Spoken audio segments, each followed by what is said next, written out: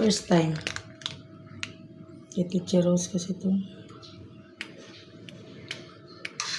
Homemade yan or galing sa kan? Homemade. Ay, weh. Pakita ko pa sa iyo yung video. Ugoy. Huwag na. Umangas ko. Okay na ba to? Damihan ba? Oo.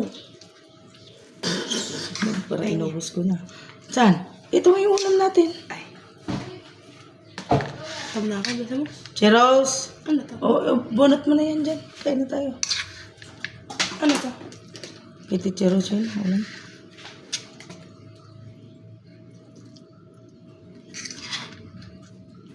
Kain na tayo, Cher.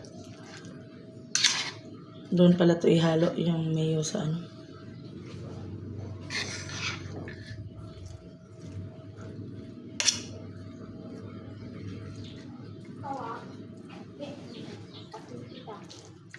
Hindi. Okay na ba to? Okay, let's eat chocolate.